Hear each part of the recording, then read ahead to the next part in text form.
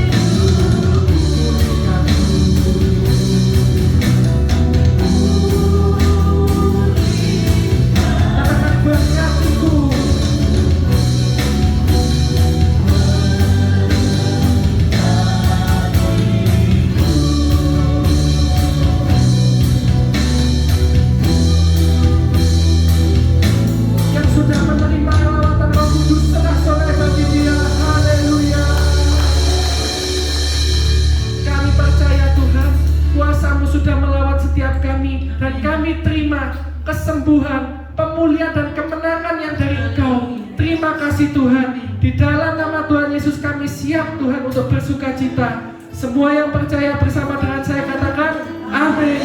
Tepuk tangan bagi Tuhan. Haleluya. Tuhanlah kekuatan dan mazmur kita.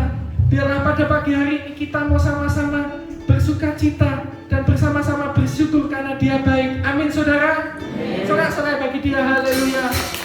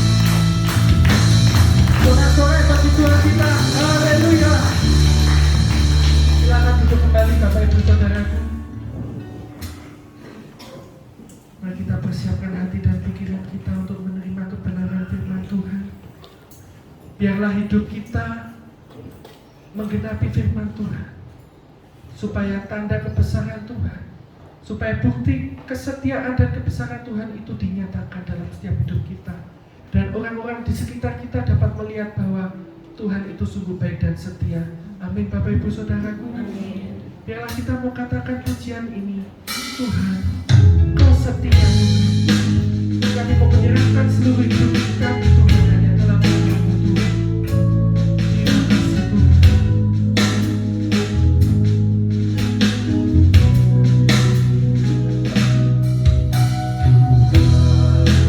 Kau sempurna dalam rencana-Mu dan karya-Mu. Ku serahkan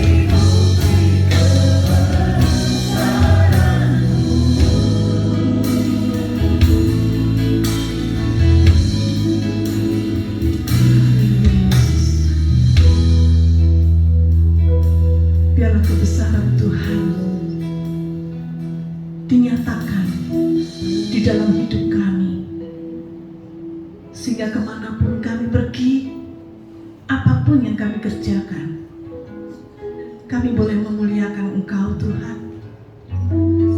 Inilah yang menjadi kerinduan dan permohonan kami. Kami serba terbatas, kami tidak berdaya dengan kekuatan kami sendiri, tetapi kami membutuhkan campur tangan Tuhan.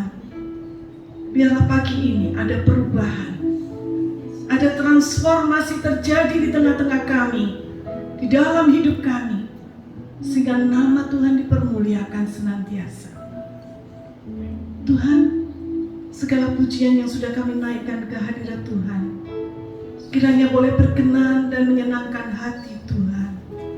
Dan sebentar kami akan duduk diam mendengar firman-Mu.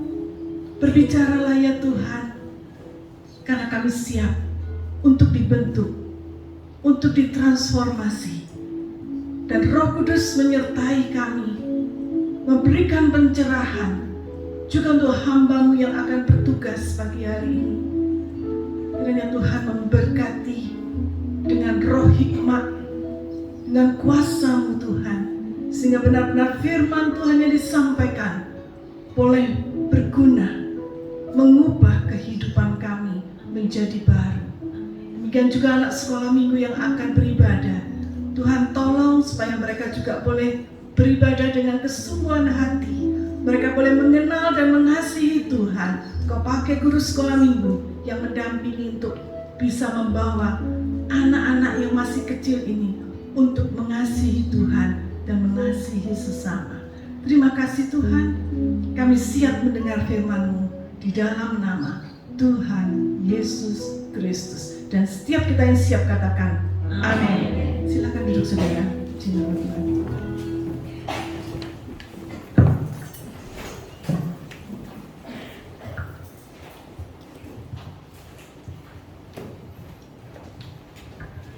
Shalom. Selamat pagi. Kalau hari ini kita boleh berjumpa di bulan yang ketiga, di awal bulan yang ketiga di tahun 2023. Sebagaimana kita ketahui bahwa tema tahun 2023 ini memilih untuk lebih taat kepada Allah. Seringkali tanpa kita sadari, kita sudah melenceng dari ketaatan kita kepada Tuhan. Kita lebih menuruti, memuaskan diri kita sendiri, ego kita, daripada menaati Tuhan. Itu sebabnya saat ini kita mau belajar kembali pada jalurnya Tuhan. Ya, pertanyaannya bagaimana kita bisa taat kepada Tuhan lebih daripada menuruti keinginan kita sendiri atau menuruti orang lain? Bagaimana caranya? Salah satu cara yang utama yang Tuhan berikan adalah melalui firman-Nya, melalui buku panduan kehidupan. Saudara kalau beli mesin cuci atau beli kipas angin, selalu ada buku panduan ya, bagaimana cara penggunaan yang benar. Ya.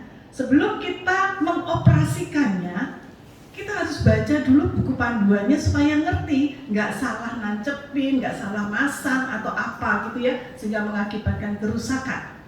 Demikian juga dalam kehidupan rohani.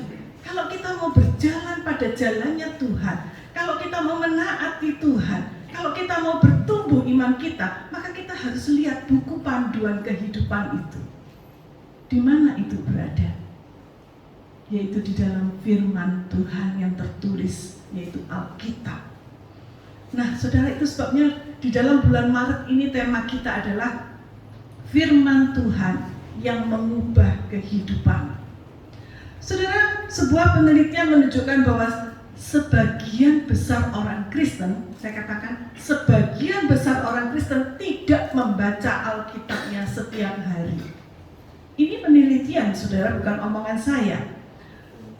Lifeway Research menemukan bahwa 90% dari anggota gereja setuju dengan pernyataan, saya pengen menyenangkan hati Tuhan, saya menghormati Tuhan dalam setiap aspek hidup saya. 90% mengatakan yes. Tapi ketika ditanya berapa sering berapa frekuensi saudara membaca Alkitab di luar ibadah gereja ya? Tiap harinya. Berapa sering saudara membaca Alkitab?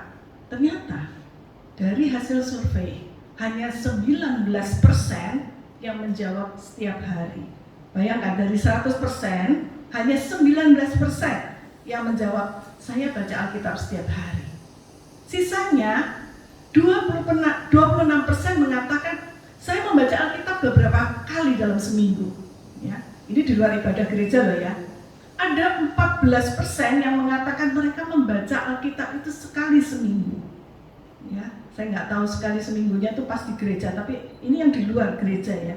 Lalu 22% mengatakan saya 1 kali dalam sebulan atau beberapa kali dalam sebulan. 18% lain yang mengatakan saya jarang, bahkan saya tidak pernah baca Alkitab di luar ibadah gereja. Nah, saudara, inilah hasil riset ya. Ternyata sebagian besar orang Kristen tidak pernah baca Alkitab setiap hari ya. Nah, apa dampaknya? Seorang yang bernama Ed Stetzer, dia adalah Presiden Lifeway Research, tolong bisa ditampilkan. Dia mengatakan begini, firman Allah adalah kebenaran. Karena itu membaca dan mempelajari Alkitab itu merupakan kegiatan yang memiliki dampak paling besar. Ya, perhatikan, membaca dan mempelajari Alkitab merupakan kegiatan yang punya dampak paling besar terhadap pertumbuhan rohani seseorang. Jadi kalau saudara dan saya nggak pernah baca Alkitab, maka jangan harap rohani kita bisa bertumbuh. Jangan harap ada perubahan karakter terjadi dalam hidup kita. Keterlibatan dengan Alkitab itu memiliki dampak di hampir setiap bidang pertumbuhan rohani. Nah, sayangnya masih banyak orang Kristen yang tidak membaca Alkitabnya secara teratur. Saya pernah lihat video bagaimana Alkitab itu menjadi barang yang begitu mahal dan sangat berharga di negara tirai bambu, Cina. Ya, dulu ya, sekarang mungkin sudah lebih terbuka, tapi dulu itu sangat dibatasi. Bahkan orang tuh sampai sembunyi-sembunyi kalau pergi tuh bawa. Kalau dari luar negeri ya, orang Kristen mau menyelundupkan Alkitab itu taruhannya nyawa loh saudara. Kalau sampai ketahuan nyawa, dia dipenjara, dia bisa dibunuh di sana. Orang Kristen di sana begitu merindukan yang namanya Alkitab, sampai mereka tuh sobek Alkitabnya selembar demi selembar dikantongi. Jadi supaya nggak kentara ya. Jadi kalau ada waktu senggang dia baca sampai hafal saudara, sampai lecek, sampai nggak karu-karuan rupanya. Begitu berharga buat mereka. Tapi bagaimana dengan kita? Kita punya Alkitab mungkin setumpuk di rumah ya. Pernah nggak dibuka? Pernahkah dibaca? Pernahkah dipelajari? Nah, saudara, firman Allah atau Alkitab ini adalah kebenaran. Dan kalau kita membaca dan mempelajari Alkitab yang adalah kebenaran Allah, maka itu akan berdampak positif di dalam kehidupan setiap orang Kristen. Kita tidak akan bisa mengenal Allah, kita tidak akan pernah bisa bertumbuh di luar Tuhan, di luar firman Tuhan. Dan kalau kita melihat bahwa Alkitab itu adalah sumber kebenaran, maka kebenaran itu harus diserap di dalam pikiran, di dalam setiap aspek tindakan kita, supaya benar-benar itu bisa mengubah. Kalau hanya sampai di otak saja kita baca, kita mengerti, tapi nggak pernah dilakukan dalam kehidupan, maka itulah mengapa sebabnya hidup kita tidak pernah berubah dari dulu sekarang sampai selamanya. Tidak heran banyak orang Kristen yang rajin ke gereja, mungkin dia rajin baca Alkitab, ngerti banyak tentang Alkitab, tapi kehidupannya masih seperti bayi secara rohani. Gak beda dengan orang-orang di luar sana yang gak baca Alkitab. So what's wrong? Apa yang salah? Kita sudah baca, bahkan ada seorang ibu yang mengatakan, saya baca 5 pasal loh dalam sehari. Saya sudah khatam Alkitab berkali-kali. Benar? Iya mungkin. Tapi ada perubahan nggak? Nah ini pertanyaannya. Kalau nggak ada perubahan, saudara membaca hanya sekedar membaca, memenuhi pikiran otak saudara dengan firman Tuhan, dengan kebenaran, tapi nggak pernah dipraktekkan, itu sama aja dengan bohong, saudara. Nah, untuk itu kita melihat apa sih peran firman Tuhan di dalam kehidupan seorang anak Tuhan. Ya, pada saat seorang itu percaya kepada Tuhan, ya, firman Tuhan itu berperan untuk menunjukkan jalan yang benar, sehingga orang itu ketika membaca firman Tuhan, ketika mendengar Injil diberitakan, hidupnya berubah menjadi manusia yang baru. Coba kita akan baca di dalam 1 Petrus pasal yang pertama ayat yang ke-23. 1 Petrus 1 ayat 23. Ya, berbunyi demikian.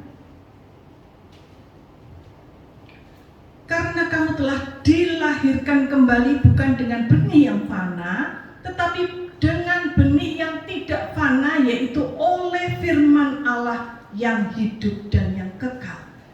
Jadi kalau kita dikatakan dilahirkan kembali oleh benih firman Allah yang hidup dan yang kekal. Coba tolong ditunjukkan, diklik berikutnya. Nah ini saudara, benih itu ketika ditanam di tanah, kalau benih itu bisa mengeluarkan sebuah kehidupan.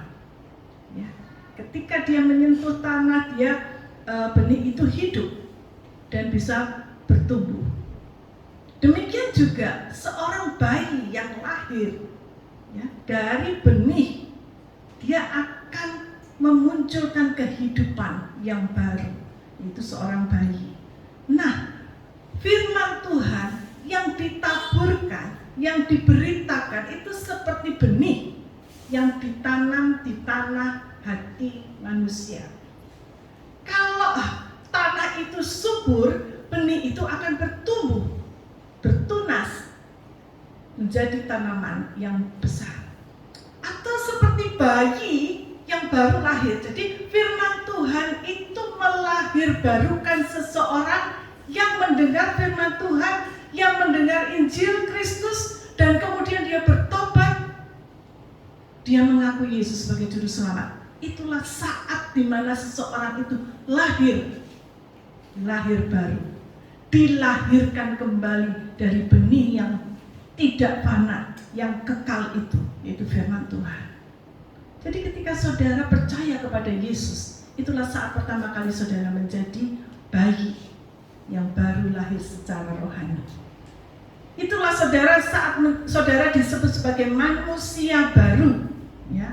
Sebuah momentum kelahiran itu momentum, bukan proses yang pada saat bayi itu keluar dari rahim ibunya. Itu satu momentum, ya, satu saat tertentu. Demikian juga kelahiran baru itu adalah suatu momentum, ya.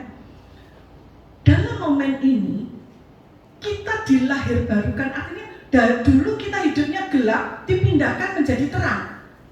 Dulu kita penuh dengan dosa, kemudian kita dipindahkan, kita menerima anugerah keselamatan.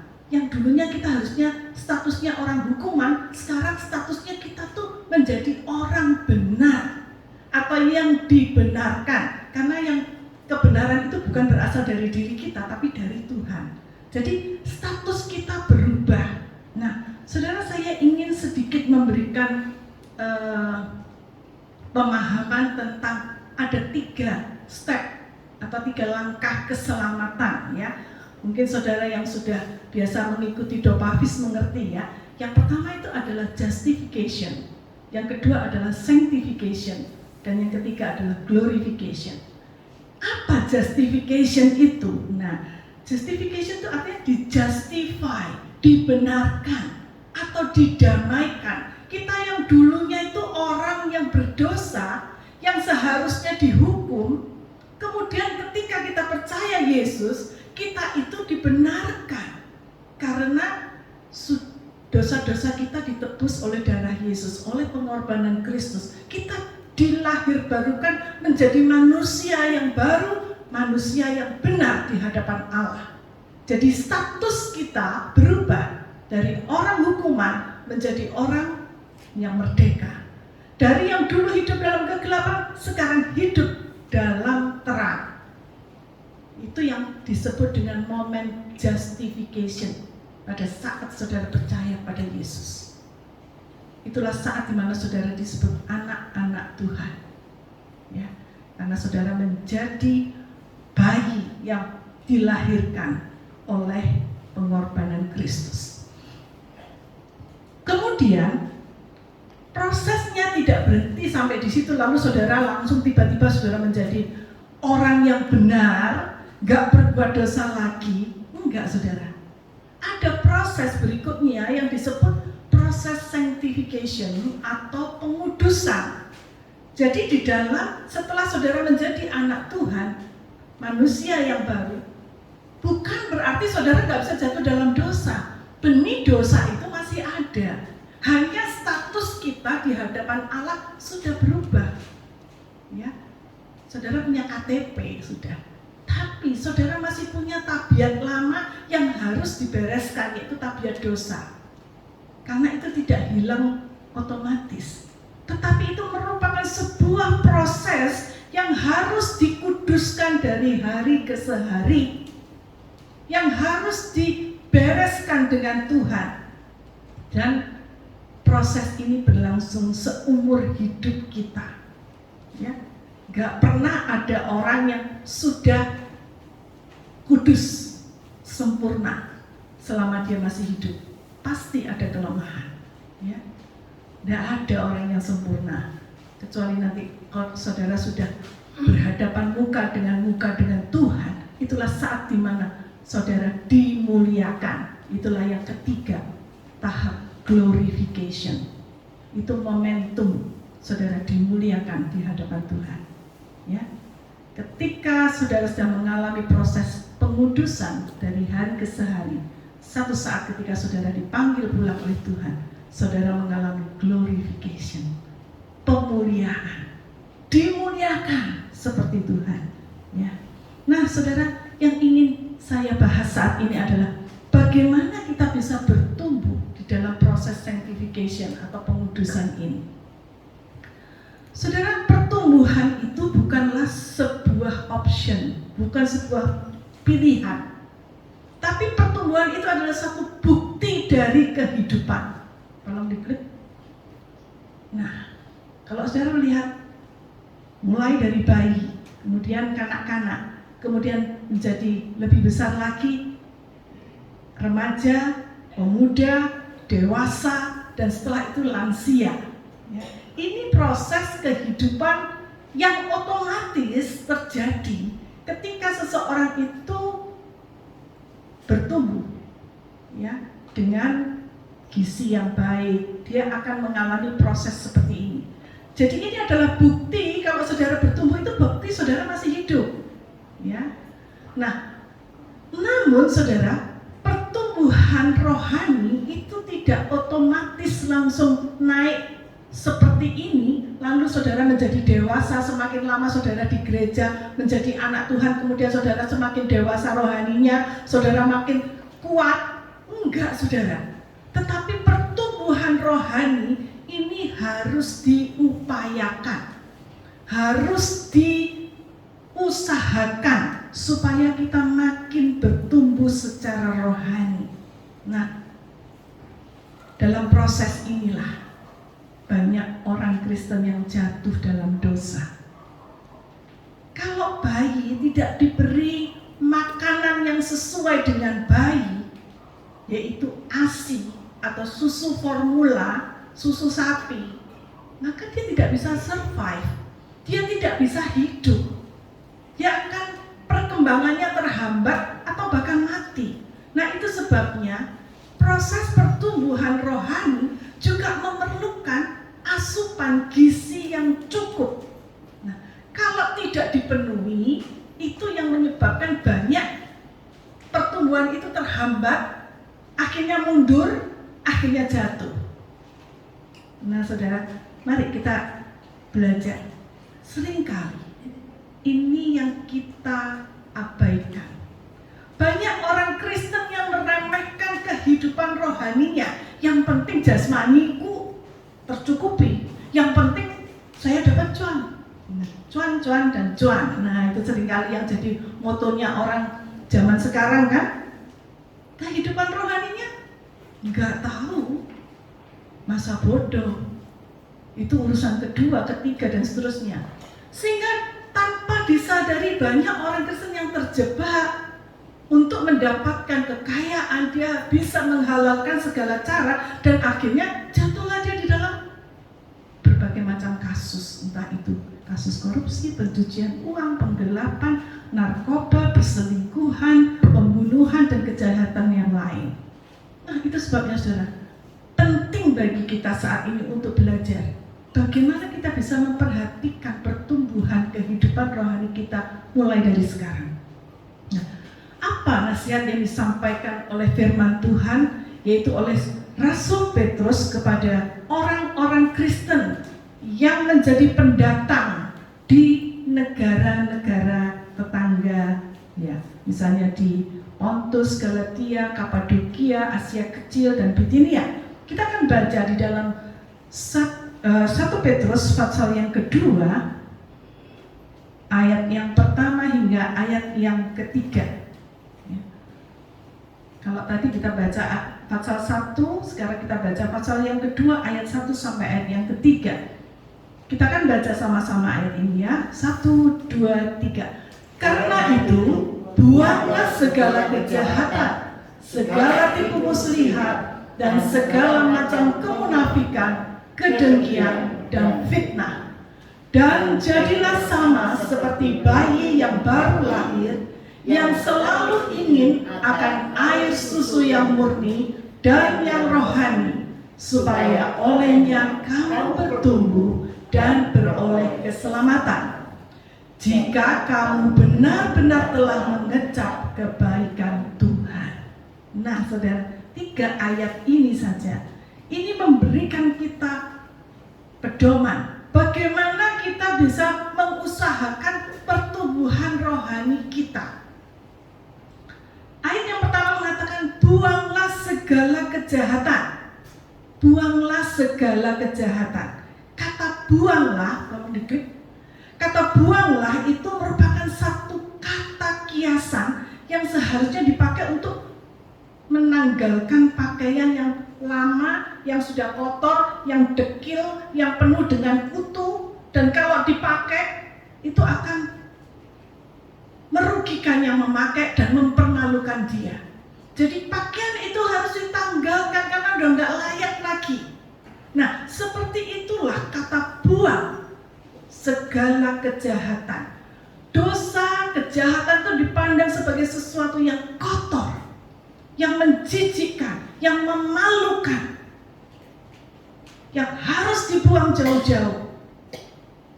Tapi berapa sering kali kita melihat dosa itu sebagai hal yang menyenangkan, fun, hal yang merupakan sebuah petualangan yang mendebarkan hati,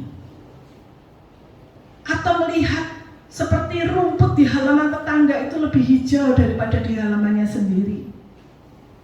Bukankah dosa seperti itu menggoda, mengganggu kita, membuat kita merasa saya harus mendapatkannya? Saudara, walaupun saudara sudah dijadikan manusia baru, saudara sudah statusnya dirubahkan menjadi orang benar, tapi saudara masih harus mengalami proses pengudusan ini. Saudara nggak otomatis dosa-dosa kita lenyap begitu saja. Sekali lagi, proses itu harus terus berjalan. Sebab kalau tidak, tabiat dosa itu seperti musuh dalam selimut. Saudara tahu musuh dalam selimut itu arti kiasan ya. Nggak kelihatan dia. Tapi begitu ada kesempatan, dia muncul dan kemudian menerkam kita. Memangsa kita kalau kita nggak waspada. Itu musuh dalam selimut. Dosa itu seperti itu. Itu sebabnya dosa harus kita lihat sebagai sesuatu lawan yang harus kita buang, dosa yang menjijikkan yang harus kita kikis habis dalam hidup kita. Dan itu harus dilakukan terus-menerus secara kontinu ya. Mungkin nggak bisa sekaligus saudara, tapi pelan-pelan dijauhi. Pelan-pelan dijauhi. Kalau bisa sekaligus lebih baik, karena itu tidak akan mengganggu saudara lagi. Tapi kalau pelan-pelan itu bisa kembali lagi nanti ya. Nah, dosa apa saja? Dalam 1 Petrus 2 ayat yang pertama dikatakan, karena itu buanglah segala kejahatan, segala tipu muslihat, dan segala macam kemunafikan, kedengkian, dan fitnah. Nah, mengapa dosa-dosa ini dijadikan contoh? Coba, menurut saudara kenapa? Tolong ditampilkan ayatnya. Ya. Kejahatan, tipu muslihat. Ya, kejahatan itu kalau dalam terjemahan yang lain disebut kebencian.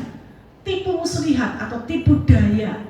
Ada yang mengatakan ini sebagai dusta. Kemudian kemunafikan, segala macam kemunafikan itu ketidakjujuran, kepura-puraan, kedengkian. Dengkian ini artinya iri hati. Dan fitnah. Fitnah ini sebuah kebiasaan untuk mempercakapkan keburukan orang lain atau menghina orang lain di belakang orang itu. Itu fitnah. Saudara pernah difitnah? Saya pernah. Nah, mengapa dosa-dosa ini begitu mengerikan dan harus dibuang? Bukan hanya dosa ini saja, ini contoh saudara. Karena contoh dosa-dosa ini yang berpotensi merusak hubungan kita dengan sesama, mengkhianati kasih persaudaraan di antara sesama orang beriman. Ini adalah dosa-dosa ini saudara. Perhatikan bagaimana dampak dari sebuah kejahatan yang berawal dari fitnah. Hanya gara-gara sang istri ngomong ke suaminya, "Pak, aku tadi dilecehkan loh Pak." Wah, ya, suaminya gak terima. "Pas kamu ya, siapa yang melecehkan kamu?" "Bapak sini, bunuhlah." Jadi dia mulai membuat tipu muslihat, skenario, dan akhirnya menyeret banyak orang untuk membunuh orang tersebut. Ya, saudara sudah pasti sudah tahu ceritanya ya, saya nggak perlu ngomong jelas ya. Nah, gara-gara hanya fitnah.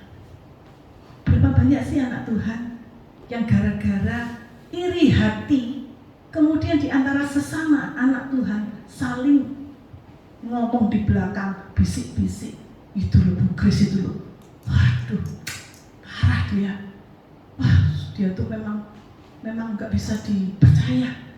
Ngomongnya di belakang. Ya. Itu adalah dosa yang berpotensi untuk memecah belah umat Tuhan. Mengapa banyak terjadi perpecahan gereja? Karena di antara sesama hamba Tuhan saling gontok-gontokan sendiri, gara-gara iri hati, gara-gara dengki. Gara-gara iri hati juga mengapa Kain sampai membunuh adiknya Habel. Hanya gara-gara iri saudara. Kenapa persembahan dia diterima oleh Tuhan? Kenapa persembahanku kok morat-marit? Gara-gara itu dia bisa membunuh adiknya. Pembunuhan pertama di dunia dimulai dari iri hati. Tuhan Yesus kenapa dia disalibkan? Hanya gara-gara iri hati saudara. Iri hatinya siapa? Orang-orang Yahudi, imam-imam kepala. Mereka melihat, waduh, gara-gara Yesus ini aku nggak lagi populer. Banyak pengikutku yang ikut dia. Dan itu sebabnya dia bersekongkol dengan orang-orang Farisi, tua-tua bangsa Yahudi, kemudian membawa Yesus ke Pilatus dan mengatakan dia pengkhianat, dia harus dihukum mati. Dia mengaku dirinya sebagai Allah. Nah, saudara, gara-gara iri hati juga mengapa Tuhan Yesus disalib. Saudara, 1 Korintus 13 ayat 4 mengatakan, kasih itu tidak cemburu, kasih itu tidak iri hati. Jadi iri hati itu berarti ketiadaan kasih, ya. Kalau kita tidak memiliki kasih, yang timbul adalah iri hati. Tapi kalau ada kasih, maka iri hati itu akan terabaikan, tersingkirkan. Itu sebabnya perlu bagi kita untuk minta agar kasih Tuhan mengikat kita menjadi satu di dalam Tuhan, supaya tidak ada perpecahan di antara kita. 1 Korintus 12 ayat 26 mengatakan, kalau seorang menderita, maka yang lain juga ikut menderita. Tapi kalau seorang itu dihormati, dia diberkati Tuhan, maka semuanya juga harus bersuka cita. Tapi ternyata yang terjadi itu seringkali lebih gampang mana, saya tanya? Bersuka cita dengan orang yang berduka cita dengan orang yang menderita, atau bersuka cita dengan orang yang diberkati? Lebih gampang mana, saudara? Kalau saudara punya kasih, saudara mengatakan, saya senang. Kalau dia diberkati, saya senang, saya bersuka cita. Kalau dia jabatannya dinaikkan, walaupun saya nggak naik, dia naik, saya ikut bersuka cita. Tapi kalau saudara punya iri hati, wah kurang ajar kamu ya, kamu bisa sekarang ya, bisa lebih tinggi dari aku ya, awas kamu ya. Nah, itu saudara, gara-gara iri hati. Nah saudara, biarlah saat ini kita diingatkan oleh firman Tuhan. Memang kita tidak ditakdirkan untuk disukai oleh semua orang. Perhatikan, kita nggak ditakdirkan untuk semua orang suka sama saya. Enggak, seberapapun baiknya saudara, pasti ada orang yang nggak suka. Ya, yang benci biarlah benci. Mungkin dia punya alasannya sendiri-sendiri. Jangan kita berusaha meyakinkan, sebab walaupun kita berusaha meyakinkan, aku ini loh enggak seperti itu, aku ini loh bersih, ya tetap pada yakin pada kebenciannya. Itu ada orang yang mengatakan seperti itu. Tapi ini tidak berlaku bagi orang Kristen ya. Tapi kita tahu bahwa hal yang kecil, iri hati saja, itu nggak bisa diremehkan, nggak bisa dibiarkan. Karena itu kalau diterus-teruskan, dia akan berakibat, berdampak terjadinya pembunuhan. Ya, seperti yang dilakukan Kain terhadap adiknya. Oleh sebab itu, sekali lagi, buang semua kejahatan, kebencian, tipu muslihat, tipu daya, kemunafikan, kedengkian, iri hati, dan fitnah itu. Ya. Anggap itu sesuatu yang menjijikkan, yang memalukan, yang harus kita hancurkan. Karena akibatnya kalau tidak kita hancurkan, itu akan menghancurkan diri kita sendiri. Yang pertama. Yang kedua, nasihat Petrus di dalam ayat yang kedua, 1 Petrus 2 ayat yang kedua, dikatakan, dan jadilah sama seperti bayi yang baru lahir, yang selalu ingin akan air susu yang murni dan yang rohani. Jadi seperti bayi yang baru lahir yang kepengen terus minum ASI dari ibunya. Atau kalau ibunya nggak bisa memberi ASI ya minum susu formula, ya, susu sapi. Tapi dia harus dipenuhi kebutuhannya. Ya, dia akan haus dan itu akan menolong dia untuk bertumbuh dengan baik. Ya, kalau dia nggak haus, nggak mau minum, maka pertumbuhannya akan terhambat. Nah, demikian juga halnya dengan kita. Kalau kita masih bayi rohani, ya kita sudah menjadi manusia baru, kita tuh diibaratkan seperti bayi yang harus selalu rindu untuk diisi oleh susu yang rohani, yaitu firman Tuhan yang murni. Firman Tuhan yang murni. Ya, bukan yang campuran dengan yang lain-lain, dengan motivasi, dengan kepentingan diri sendiri, kepentingan kelompok, dengan filsafat dan lain-lain. Tapi susu yang murni, itulah yang membuat kerohanian kita untuk bertumbuh. Makanan yang penuh gizi, itu yang membuat kita menjadi sehat dan bertumbuh menjadi dewasa. Tapi masalahnya, banyak orang Kristen yang puas dengan minum atau makan secara rohani hanya seminggu sekali saja. Aku sudah puas kok seminggu sekali datang ke gereja, cukuplah. Ada yang mengatakan sebulan sekali masih oke lah. Atau ada yang mengatakan setahun sekali ya, pas Natal aja atau pas Paskah saja. Apakah kerohanian kita bisa bertumbuh hanya dengan makan seminggu sekali? Bu Grace sekarang sudah bukan zamannya lagi. Saya kan bisa lihat YouTube. Di YouTube itu loh banyak khotbah-khotbah. Saya katakan betul saudara, itu salah satu kemajuan zaman yang harus kita apresiasi, yang harus kita hargai. Itu salah satu cara di mana kabaran Injil diberitakan di seluruh dunia. Bahkan oleh orang-orang yang dulunya tidak pernah bisa mendengar Injil, sekarang Injil terbuka. Tetapi kita harus selektif juga. Karena ada susu yang tidak murni, ya. Itu sebabnya kita harus waspada, kita harus seleksi. Mana yang bisa kita dengarkan, mana yang jangan didengarkan, supaya saudara nggak tercampur dengan racun-racun itu. Nah, saudara, sekarang ini banyak nabi palsu ya. Itu sebabnya harus hati-hati. Seorang bayi tidak punya pilihan lain selain dia minum ASI yang menjadi sumber kehidupan. Dia nggak bisa makan nasi, dia belum bisa makan snack, pizza dan lain-lain. Dia cuma bisanya minum susu. Nah, demikian juga kita harus punya kerinduan seperti bayi yang mau bertumbuh ini. Harus punya kerinduan untuk membaca firman Tuhan setiap hari. Itu sebagai sarana kita untuk bertumbuh dewasa secara rohani. Hari-hari ini pemerintah Indonesia sedang menggalakkan program untuk menambah gizi pada anak-anak ya, khususnya pada balita ya, supaya mereka tidak mengalami stunting. Nah, apa itu stunting? Stunting itu adalah gangguan pertumbuhan ya, dan perkembangan yang dialami oleh anak-anak karena gizi buruk. Kurang gizi ya, karena ada infeksi yang terus berulang-ulang sehingga atau kurang stimulasi psikososialnya, hubungan dengan yang lain itu kurang, sehingga terjadilah yang namanya stunting atau kalau bahasa umum itu orang yang cebol gitu ya, terhambat pertumbuhannya ya, dia nggak bisa bertumbuh dengan baik. Nah, ditengarai 1 dari 3 anak Indonesia mengalami stunting. Nah, saudara, kalau itu binatang ya, kalau bicara tentang binatang atau tanaman, makin kecil dia makin mahal ya.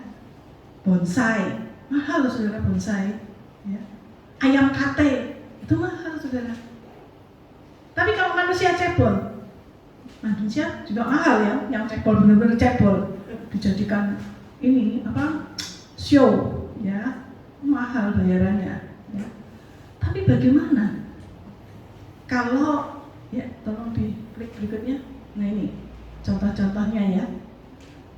Nah, ini kalau di antara mereka sama-sama cebol ya begitu ya, ya oke lah. Tapi kalau di dunia secara umum, yang lain tinggi-tinggi, dia sendiri, kasihan dong ya. Itu sebabnya kita harus berhati-hati. Kita harus benar-benar memperhatikan gaya hidup kita supaya kita tidak menjadi bayi-bayi yang terus-menerus bayi terus sampai usia kita tua, sampai jenggotan pun kita terus bayi. Nah, saudara, bahaya ya kalau saudara seperti ini, sudah tua, sudah jenggotan, brewokan begitu, tapi gak tumbuh-tumbuh, stunting terus ya, bahaya ya. Jangan sampai kita menemukan monster-monster seperti ini di dalam gereja ya.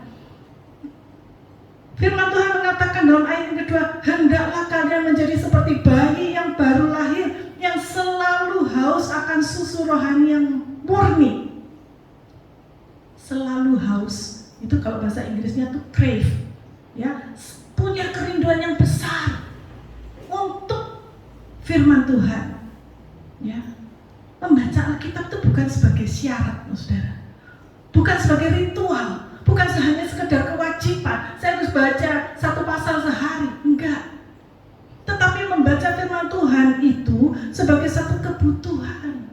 Seperti bayi itu ya, kalau dia nggak dapat susu, dia nggak kenyang, dia nggak bisa bertumbuh, dia tidak bisa menjadi anak yang sehat.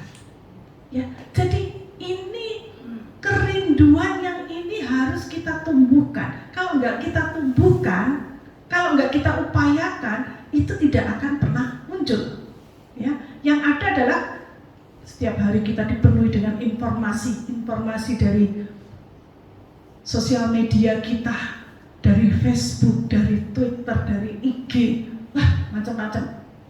Itu akan menumpuk kerinduan kita akan firman Tuhan. Saudara, ayat 1 yang tadi membuang dosa itu berhubungan dengan ayat 2, yaitu kerinduan akan firman Tuhan. Kedua hal ini tidak bisa dipisahkan. Orang yang tidak membuang dosa, dia kehilangan kerinduannya terhadap firman Tuhan. Ya, perhatikan, orang yang tidak membuang dosa, dia tidak punya kerinduan untuk baca firman Tuhan.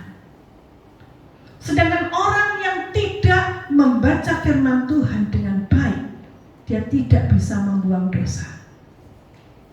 Ya, orang yang hidupnya tidak mendapatkan firman Tuhan itu dalam hidupnya, dia tidak bisa membuang dosa. Jadi dua hal ini saling berhubungan dengan erat. Ya, itu sebabnya seringkali kalau kita perhatikan anak-anak itu yang suka makan junk food itu ya, kalau nggak diturutin, dia nggak mau makan. Ya, makanya junk food akhirnya kalau dikasih makanan yang benar, yang gizinya baik, dia menolak.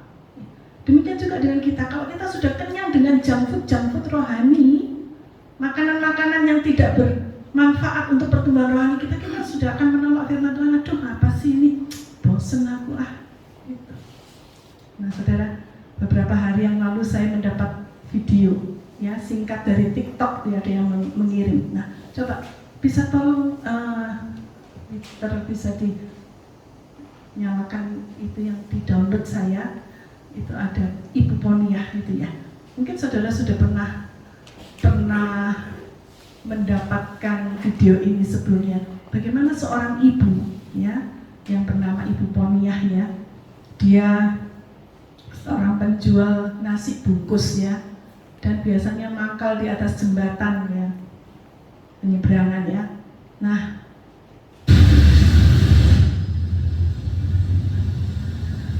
ini namanya Ibu Poniah.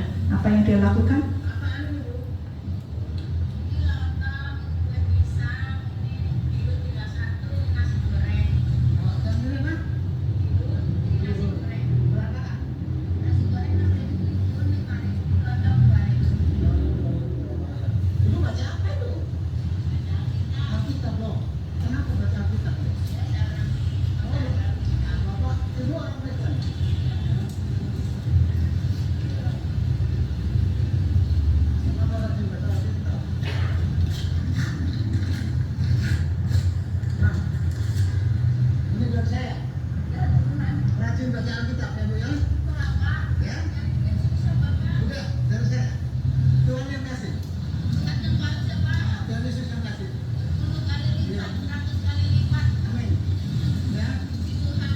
Ya, cukup.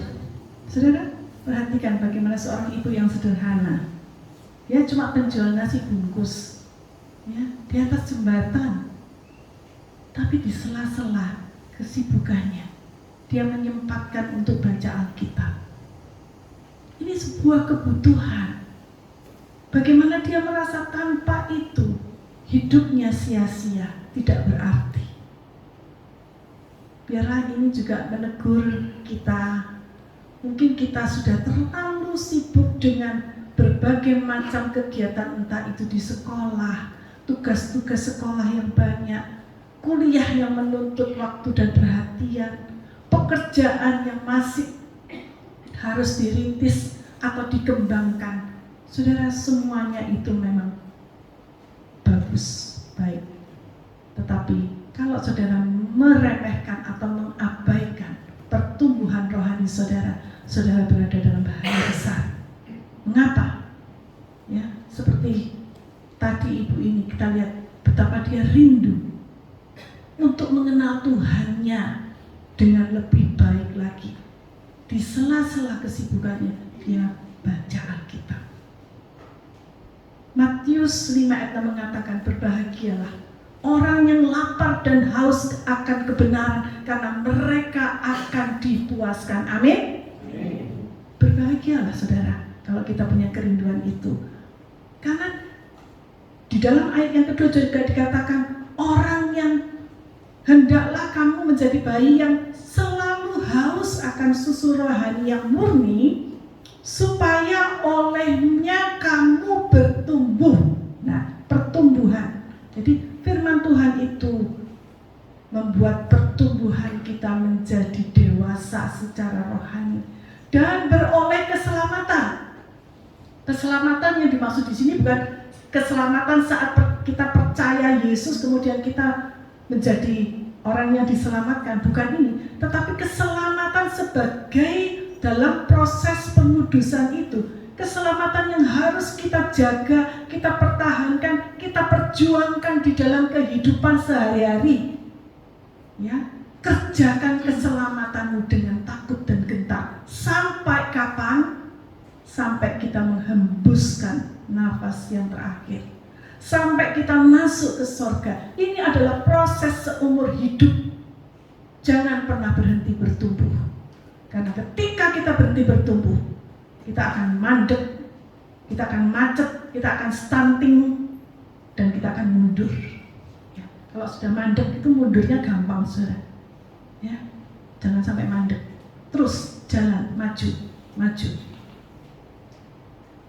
Kedewasaan itu yang menyebabkan perubahan. Transformasi terjadi kalau kita mau bertumbuh.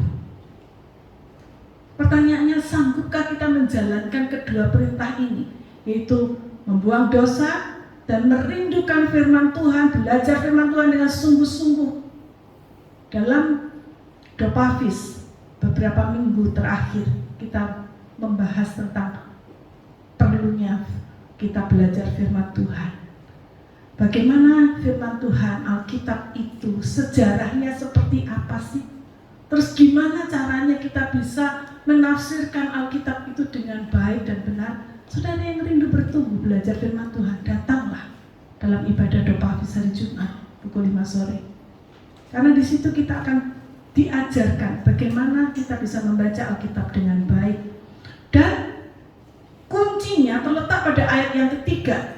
Ayat yang ketiga mengatakan, jika kamu benar-benar telah mengecap kebaikan Tuhan. Jadi kalau kita sudah mengecap itu cuma sedikit ya, cicipin. Tapi yang dimaksud di sini bukan sekedar mencicipin, tapi merasakan dan menikmati kebaikan Tuhan, maka saudara tidak akan sulit melaksanakan perintah yang pertama dan kedua.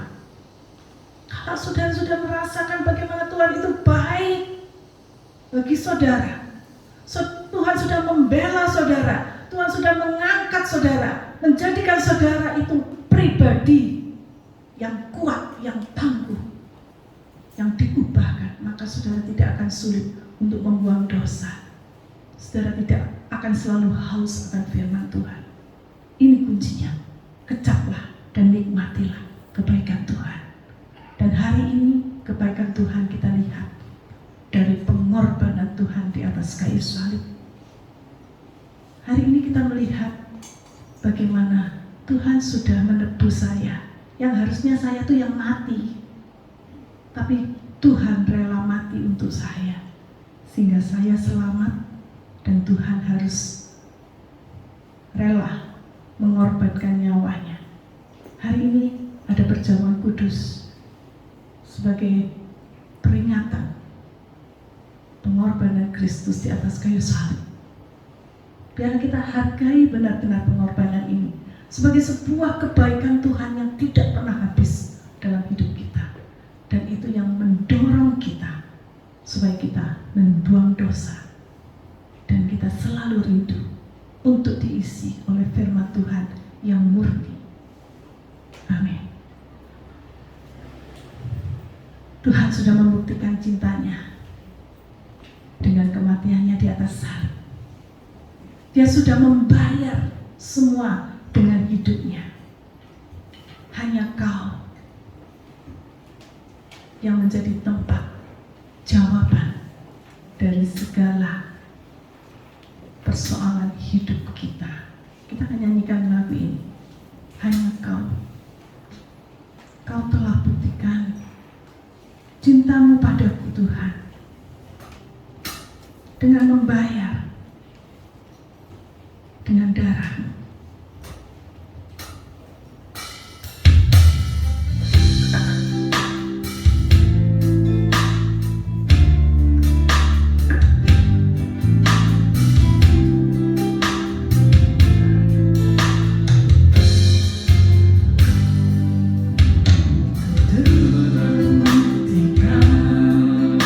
Cintamu padaku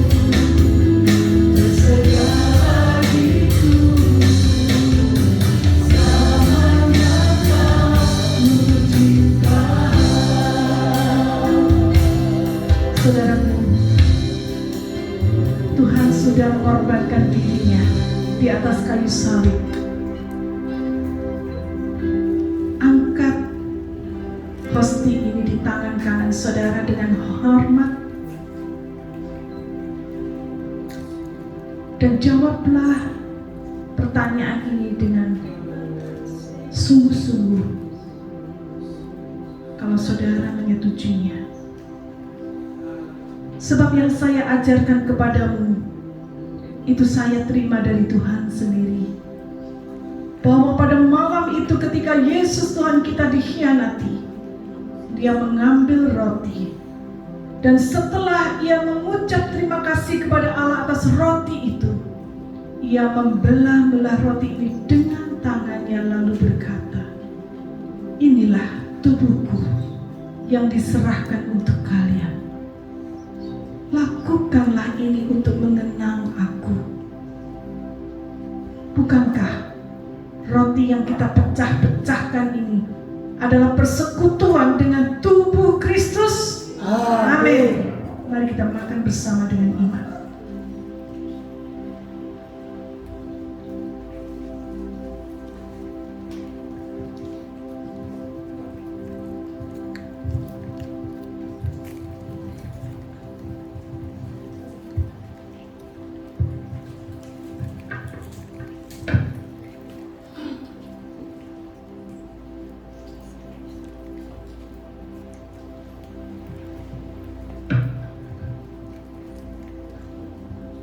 Silakan jemaat mengangkat cawan di tangan kanan saudara, dan bila saudara menyetujui pernyataan berikut, aminkan dengan penuh keyakinan.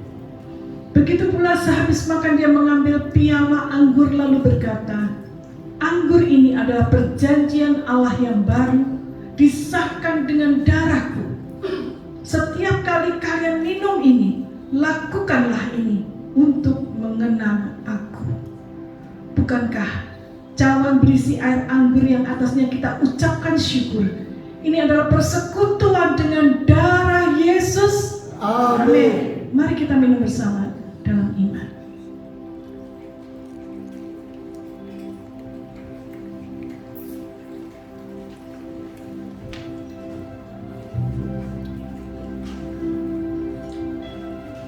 Hanya Engkau Tuhan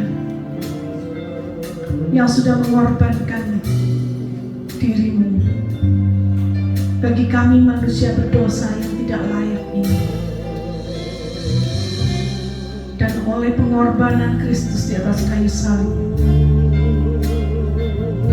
kini kami adalah manusia baru.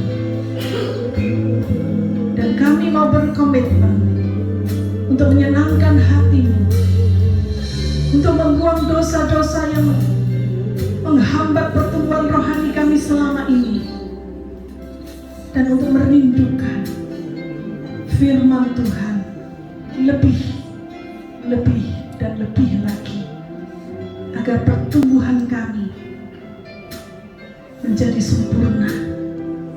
Kami boleh menjadi pribadi-pribadi yang dewasa, yang diubahkan karakter kami, ditransformasi, sehingga kami boleh menjadi seperti Engkau Tuhan.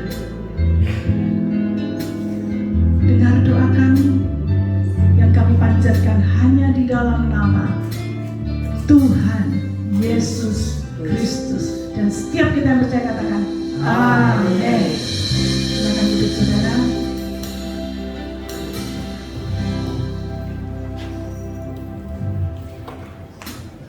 Kami segenap keluarga besar GBT Eklesia Keluarga Allah mengucapkan terima kasih kepada Ibu Pendeta Grace Sulistiawati Budiman yang sudah menyampaikan kebenaran firman bagi kita semua.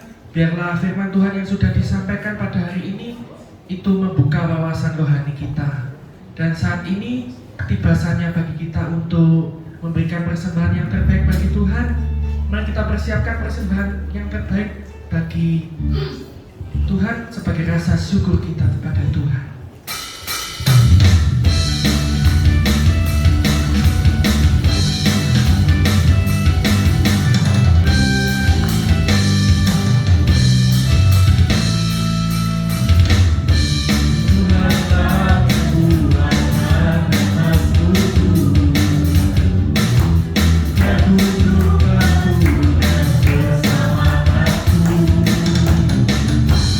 Hanya padamu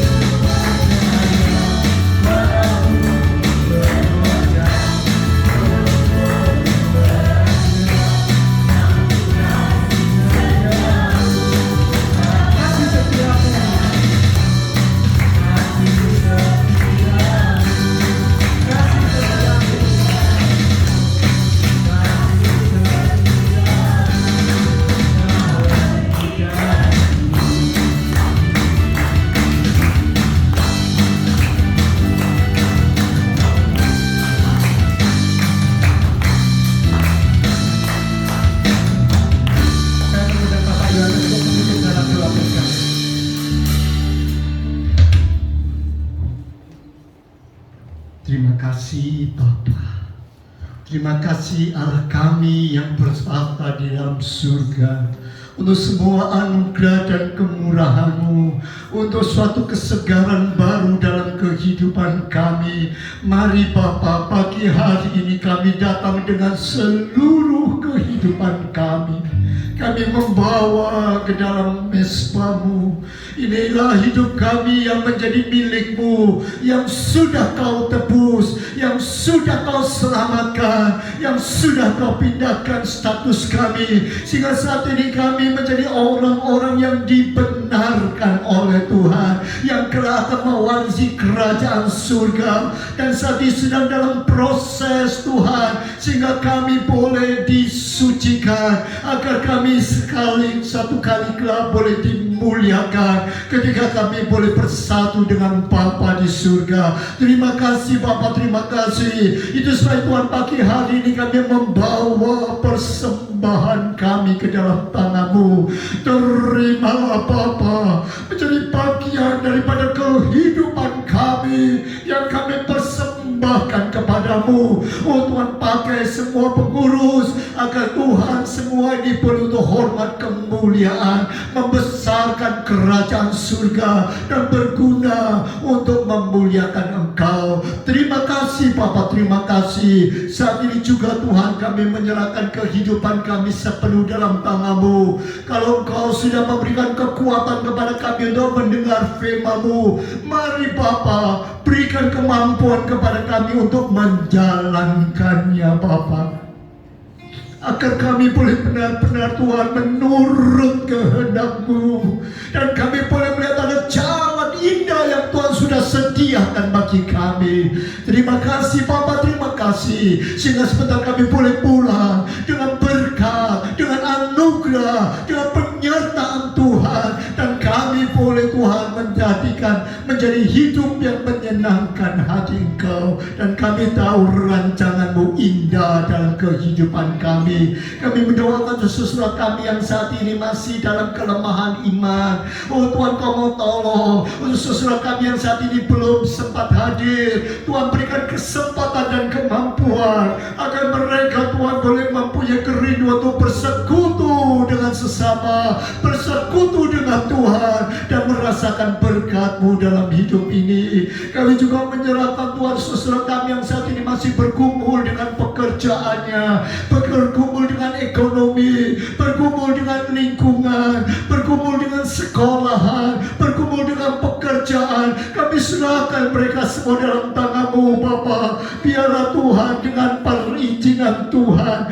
segala sesuatu boleh kami tanggung bersama dengan Tuhan, dan kami mendapatkan jalan keluar. Itu sebab Tuhan, sebentar kami akan pulang. Tuhan, sertai dan lindungi kami, berkati kami semua. Itu sebab saudaraku sekalian, arahkanlah hatimu dan tanganmu kepadanya. Ulanglah untuk menerima berkat Allah, kasih karunia dan kemurahan daripada Allah Bapa, kecintaan Tuhan Yesus, dan penyertaan Roh Kudus senantiasa menyertai kehidupanmu. Pulanglah sekarang dan terimalah berkat Allah di dalam nama Tuhan Yesus Kristus. Semuanya berkat Allah, katakan amin.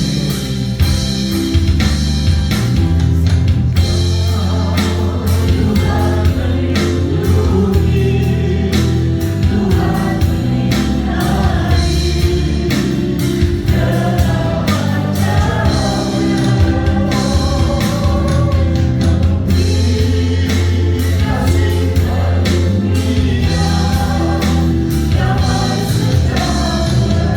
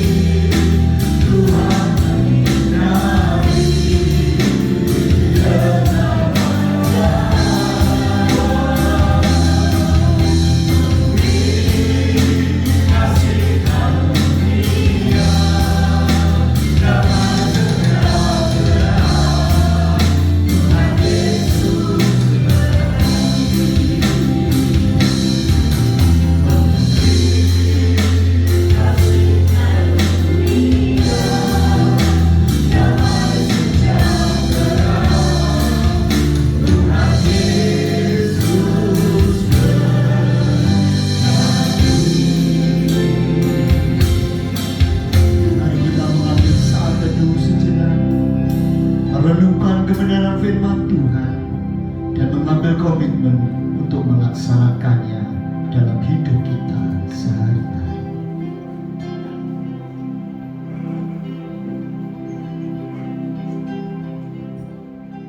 Saat itu selesai.